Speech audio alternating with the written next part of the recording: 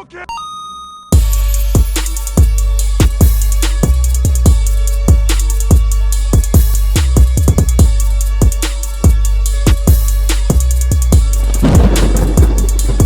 My name is Michael Smith Baker, and I'm the host of My Honest Opinion. Today we have a very, very special guest. He goes by the name of Champ, and he is the former co-host of my Expert Opinion show. And frankly, he has a lot to say. What's up, Champ? What's going on? Yo, man, I'm great, man. Happy to be home, happy to be free and not around fuck niggas, you know what I'm talking about? So what was it like for you initially, like walking into that shop? I know it probably was a lot of pressure, something you probably never experienced before coming out of prison. So what was it like, you know, when you first walked into that shop? Tell us about that. Man, yo, when I first walked into that shop, I was just thinking, wow, I'm actually walking into a set of something that, you know, being in prison, I would see on television and stuff like that. You know, I heard about him so many times in the battle rap world, and people in prison used to talk about him as well. So to be invited into that shop, and the first people I see walking in is fucking Tony Yayo and Uncle Murder, you know what I'm saying, who are two guys that I actually know. I was overwhelmed with joy. You know what I mean? I kind of felt like I made it almost, you know what I'm saying? Were you familiar with a lot of the drama that was happening at that time when you first walked in the shop with Heineken and Esso? I'm not gonna lie, man. I felt, you know, a weird energy when I first walked into the shop, but you know, I'm a guy that knows how to play my position. You feel me? So, you know, I come in the shop, I actually had a camera with me. If you look at the footage from when I was on Math, on that episode, I didn't sit in a chair, I was on the sideline sitting next to Chastity. And I actually had a camera with me because I was like, I didn't know what to expect. So I came in the shop, I sat down, I said what's up to Yayo, Murder, salute to Math, or whatever. And I just got up and started taking pictures. I started walking around behind the chairs. I didn't know the etiquette, I didn't know the rules and all of that stuff. So I was just taking pictures, you know what I mean? And it was a pretty dope experience, I can't lie. I enjoyed myself the first time that I went in there, and I was like, I could see myself being here more often. There was a lot of talk about, you know, Math Hoffa not paying his employees.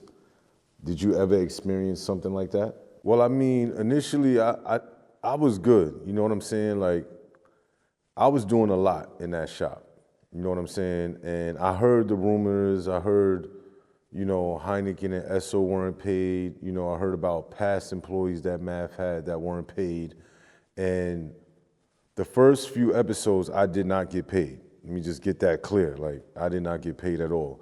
And I forgot what interview it was, I think it was The Baby. And Math pulled me to the side and was like, yo, I'm gonna pay you this much to sit in the chair. I had already sat in the chair a few times by that time. And I was like, all right, cool. You know what I'm saying? I was just happy to be there. I didn't actually sit and negotiate anything with him or nothing like that because I'm looking at it like, yo, this guy's presenting me an opportunity. So he's seen how hard I was working. You know what I'm saying? Like, I was in there sweeping and cleaning, taking out the garbage, running to the store, doing this, that, and the third. So when he told me the number, I was just like, all right, cool. I said, but later on, you know, you seeing how I work, you know, we can bring that up a bit. Appreciate that answer. And I want to delve into the meat and potatoes of this thing. Pause. Okay, pause. There was a lot of like talk, you know what I mean, from Math Hoffa'S side, you know, him going on platforms and speaking about you and his relationship. What is the truth of the situation overall? Because, you know, there's two sides to every story and then there's the actual truth. So what actually happened? Why did you leave the show? And were you fired? So this is what actually happened. So, you know, first of all, I didn't get fired from the show. I left the show. And I left the show because Mav decided that he wasn't gonna pay me unless I bought sponsorships to the show. The last interview that I sat in on was an Albie Al interview, which was a few weeks ago or whatever. And he pulled me to the side after the interview was done, and he was like, yo, listen, I'm not gonna pay you for this episode because you didn't bring any sponsorships. Meanwhile, earlier that day, I put him on the phone with my guy from fucking Monster Energy, right? Early that day in his crib. So he told me this after the episode was done, basically after I worked. I came and picked him up from his house, brought him to the shop, cleaned the shop, ran to the store, bought everything that was needed for the store, and poured people drinks, everything, sat in on the episode, and was cleaning up at the end of the episode. And now you tell me you're not gonna pay me because I didn't bring any sponsorships. So that was a conversation that we never had prior to that moment. And the real meat and potatoes pause of this thing was like, I was quiet, I wasn't saying shit. I wasn't saying anything because I just, I said I'm gonna exit quietly and, just do my own thing, whatever. People will realize I'm not there, whatever, and it is what it is, but I'm not gonna speak on it. Mav decided to go on somebody else's platform and speak about me, right? And all I did was negate what he said. I rebutted what he said. He told about two separate instances where I supposedly lied and stole from him. So let's go into the first incident, right? The first incident happened with a rental car, right? According to him, he called me, asked me to rent a car. I rented the car and never bought the rental car back to him. And I supposedly used his name in order to get a discount for that rental. Totally untrue. The facts of the situation is this. Mav cannot drive. Mav does not have a license. His license is revoked. So I'm the guy he always calls to get a rental. He don't call nobody else. So all these people he knows, he doesn't call nobody else, not even his girl, to get a fucking rental. It's Champ, because I made myself so available to him. I was there whenever he needed me. So he calls me, he's like, yo, we need a rental, you know what I'm saying? I'm going through some things right now. I want to shoot some videos. I want to run around the city, this, that, and the third. I'm like, all right, cool. So I call my guy who I know, and I say, yo, listen, I need a rental for the weekend. He's like, yo, I got you, Champ. I shoot to Fort Lee, New Jersey.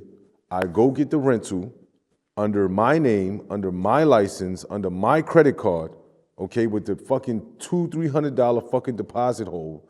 For 3 days, I get the call from Friday to Monday. Then he calls me and says, yo, I need you to go pick up my man from the airport, from LaGuardia Airport. I'm like, all right, cool, no problem. Because, again, I'm doing the fucking most. I go get the rental, I go pick his man up from LaGuardia, and I bring his man to his crib. I bring his man to his crib, I tell his man, yo, listen, I'm gonna go make some runs, I got some shit to take care of, I'll holler at y'all later. And I kept it moving, right? I went and took care of what I had to take care of, but I didn't come back. I did not come back that night because I was like, yo, this nigga still ain't send me no bread for this rental. All this shit coming out of my pocket, right? Next day, Saturday, I'm hitting this nigga's line, calling him, and anybody who knows Mav knows this nigga don't pick up his phone. He don't answer text messages or nothing, right? And I have to hit him consistently, continuously. Yo, yo, yo, yo, yo. Anyway, I didn't get no response on Saturday. I said, fuck it. I'm gonna ride this motherfucking car out. It's under my name. I paid for it. It's under my license and all of that. So that's what I did for the whole weekend. I took care of business. I ran around, did what I had to do. I have my own car. I have my car parked in Brooklyn where I live. So Monday comes. He's like, yo, he finally hits me back. Yo, I need to holler at you, bro. Like, this is some bullshit with the car. Motherfucker, you ain't hit my line. He never hit my line. So I already had bought the car back. I bought the rental car back, and I have my car now. And he's gonna say to me, yo, you got a play off of my name. Nigga, no, I didn't get a play off of your name. I knew this dude already. It just so happened you know him too. So when I called my guy, he was like, yeah, Champ, I love what you're doing. I see you on the show with Mav, da-da-da. That's my guy too. Oh, word? All right, cool. But this is a guy that I've been renting through that you didn't even know that I knew. You understand what I'm saying? So that's the first instance where he's fucking capping. He's not telling the whole story.